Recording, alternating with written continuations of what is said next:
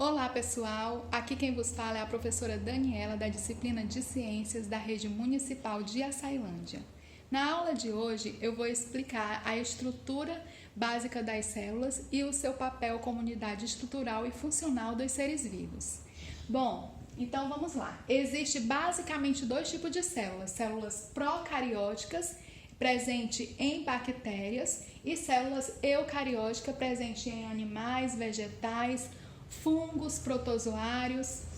As partes principais de uma célula são membrana plasmática, citoplasma e o núcleo.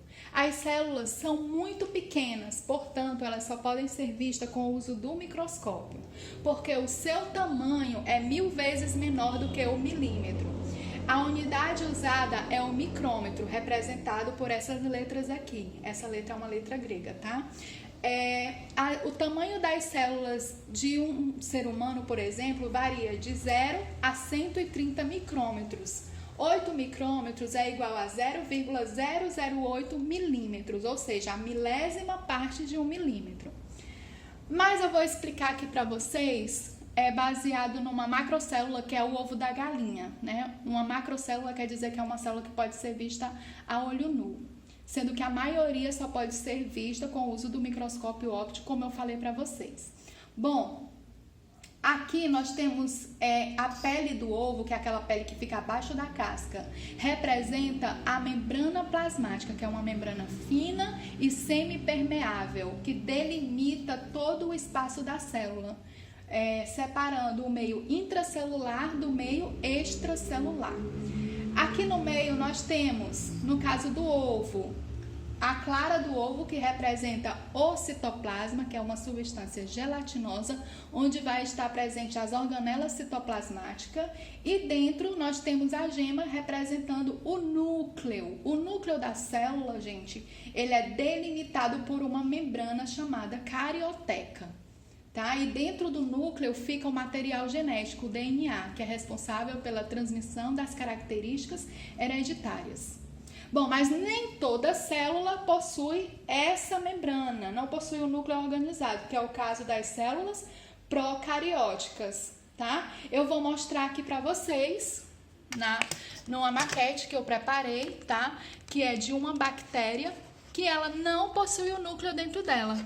Essas partezinhas vermelhas que vocês estão vendo aqui são representando o DNA. O DNA, então, ele está solto dentro do citoplasma. Caiu a plaquinha aqui, falando membrana plasmática, é porque eu tinha colocado aqui, tá? Os nomes de cada uma das partes da célula. Vou até tirar aqui porque o papelzinho arrancou. Aqui nós temos, então, nessa parte roxa, é o citoplasma, aqui os ribossomos e espalhado o DNA, diferente das células eucarióticas que tem um núcleo organizado. Aqui está o núcleo de uma célula eucariótica. Vou pegar outro aqui para mostrar para vocês, ó. O núcleo, ele é delimitado por uma membrana chamada carioteca. Esses pontinhos, essas pintinhas aí representam os poros. E dentro do núcleo tem um núcleo menor ainda, que é o nucleolo, tá? Ou nucleoide. E aqui dentro fica o material genético, o DNA. Então, esse núcleo, ele é bem estruturadozinho, né? Porque ele tem a membrana carioteca, que as células procarióticas não possuem.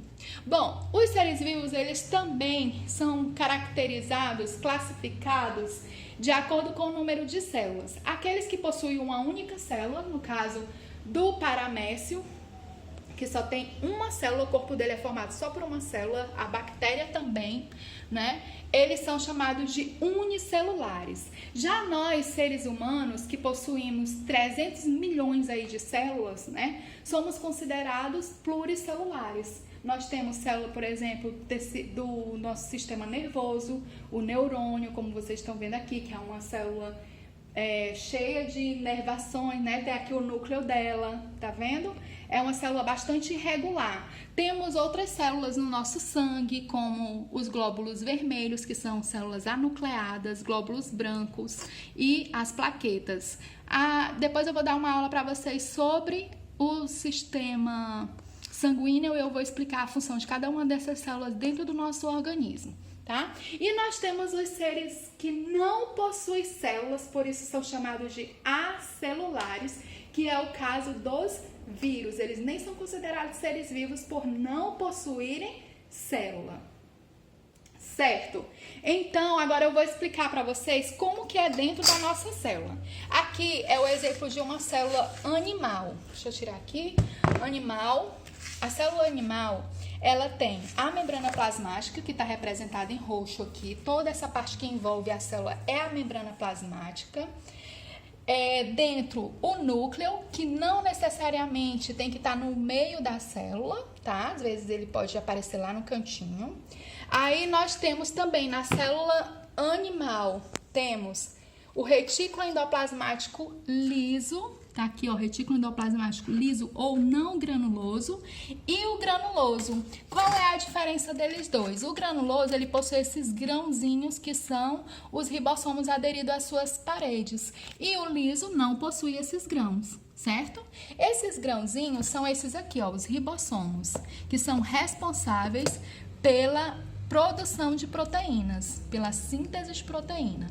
Esses aqui, representados em lilás, com esses pontinhos, são os lisossomos, responsáveis pela digestão intracelular, ou seja, digere as substâncias dentro da célula. Esse aqui, que são bolsas achatadas, são chamados de complexo golgiense. E o complexo golgiense é responsável por armazenar as substâncias e excretar, colocar para fora aquilo que a célula não vai precisar. Nós temos aqui representado em marrom e com essas cristas em azul, representamos aqui a mitocôndria, que são organelas responsáveis pela respiração celular. E aqui no meio, vocês estão vendo os centríolos, tá? Que parecem esses macarrãozinhos espaguete, são responsáveis pela divisão celular. Então, como vocês estão vendo, cada um aqui desempenha uma função diferente, né? E são chamados de organela citoplasmática porque é como se fossem órgãos pequenos, né? Chamando no diminutivo, organelas, órgãos pequenos, cada um com sua função. E quem gerencia tudo isso é o núcleo, tá? Essa é uma célula animal, mas se ela fosse uma célula vegetal, ela teria que ter 3 partes que a animal não tem, que tá faltando aqui, que seria o cloroplasto, aliás, o cloroplasto, tá? Que são organelas responsáveis pela fotossíntese, pela absorção da luz solar. Então, obrigatoriamente, as células vegetais têm essa organela, tá? Responsável pela absorção da luz solar, realização da fotossíntese. Tem que ter também o vacúolo contrátil, que ele se enche de água, tá? E ele fica dentro da célula vegetal também. E para que essa célula não estoure, né, quando ela se enche, quando o vacúolo contrátil se encher de água, porque ele enche e esvazia. Essa célula aqui, ela tem que ter, além da membrana plasmática, outro revestimento aqui, que é a parede celular, que é uma membrana mais rígida, tá? Que só tem nas células vegetal, na animal não tem, tá? Então, é isso, pessoal. Quem quiser enriquecer o conhecimento aí sobre a estrutura das células, vocês também podem estar olhando aí no livro de ciências, tá? Do 6º ano, Telares. Tá lá no 6º capítulo, no capítulo 6, tá? Falando sobre as células. Então, é isso. Eu espero ter ajudado vocês, ter contribuído com o conhecimento de vocês em relação à estrutura das células. Muito obrigada. Até a próxima.